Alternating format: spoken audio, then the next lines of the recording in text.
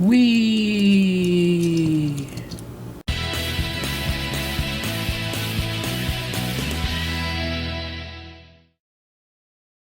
Hey guys, this is AwesomeJohn22 coming at you today with another review. This is my first look at a Deluxe class Megatron in my collection.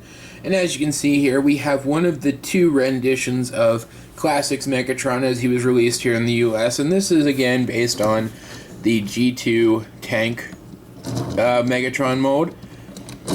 And it's a pretty cool little tank. You can see it's got some breakup in the colors here on the front with some orange and some off-white, and a very nice Decepticon symbol there. And you can see while the off-white doesn't really continue much into the figure except little slivers here and there, the orange does up to the turret. And then coming onto the back, we have some more off-white, which I really like saying off-white. It's a good looking little tank. I'm not really sure what type of tank it's supposed to be, but it looks pretty good. Bringing it up closer to the camera, you can see it has the turret, but the cannon on the turret is not a standard tank turret. It is more like a laser blaster because it is Megatron's weapon turret. And additionally, he has this gun up here which rotates in its peg.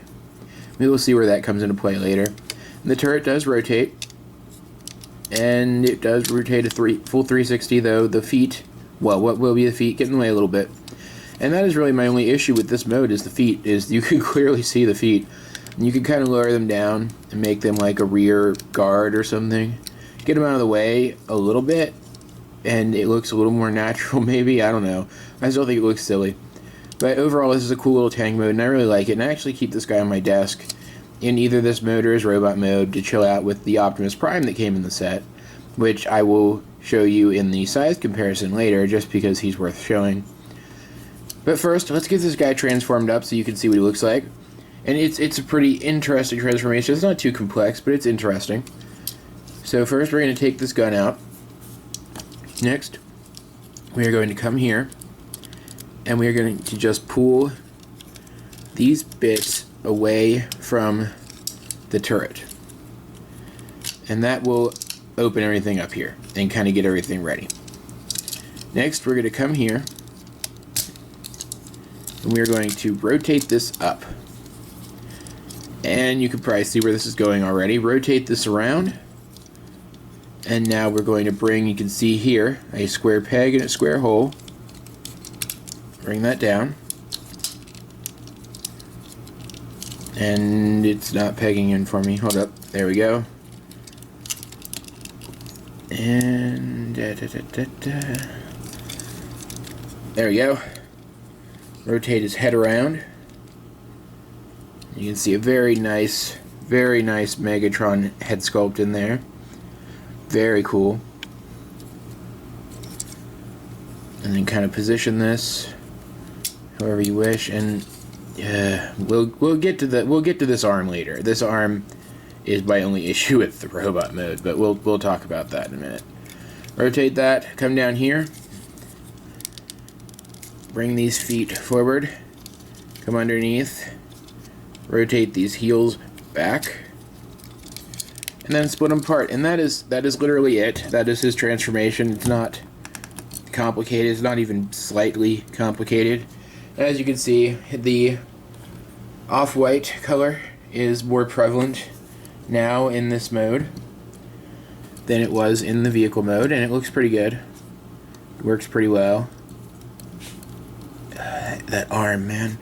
It brings kind of the whole thing together, and the orange is also still evident, and very nicely the Decepticon symbol that was on the front of the vehicle ends up on his chest. Zooming in to see some detail, we see the head again. We can see a lot of the tank details continue into this. You get the treads on his legs,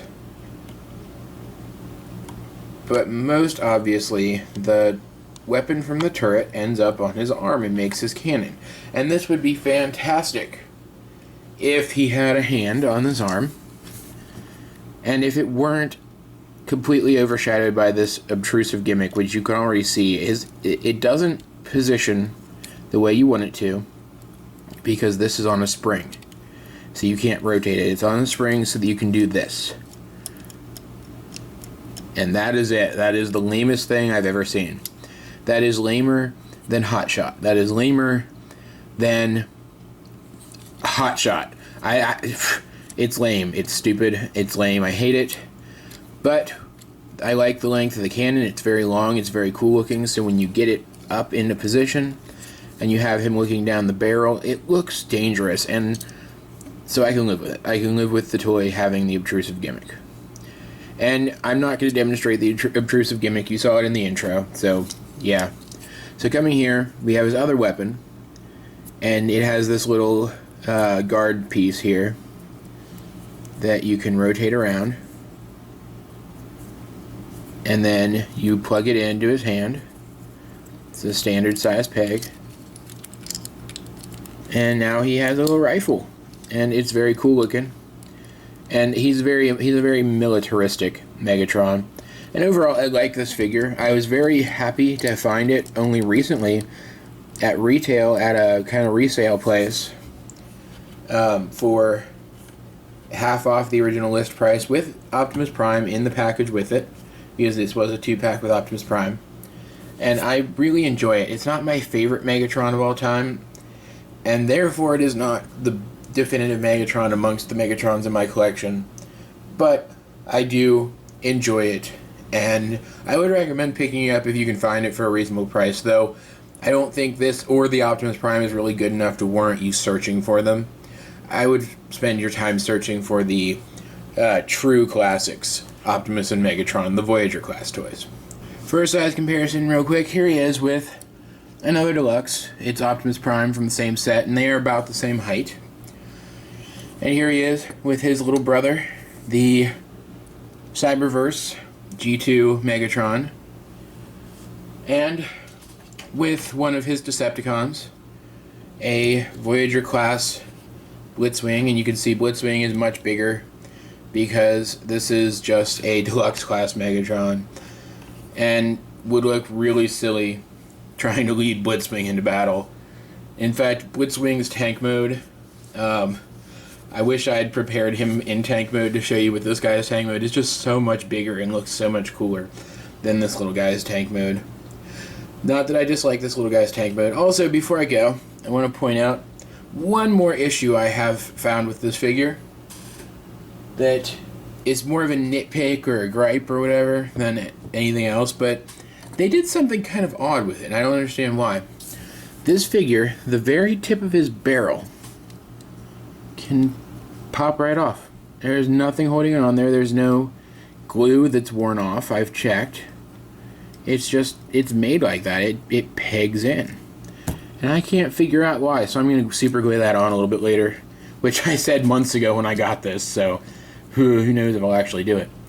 But yeah, guys, that is the first Deluxe Class Megatron. There's another Deluxe Class Megatron coming at you tomorrow or the next day or when I get a chance to do it, but it'll be soon. And that is the only other Deluxe Class Megatron in my collection, so that will cover all of my Deluxe Class Megatrons. Then we can start moving on, again, to some bigger Megatrons, and we're almost done, actually. We only got, like, I think 3 more reviews left to do, unless I can put my Transmetal Megatron back together, in which we'll have to take a look at him, too, because it's Transmetal Megatron. He's awesome. But either way, guys, remember to like and subscribe, and even favorite if you feel so inclined, and be sure to shoot me a review request, because I'm still looking for ideas of what to review out of my collection. You can check my collections video. There will be a link to it in the description. And guys, this has been Awesome John 22, and I will talk to you later.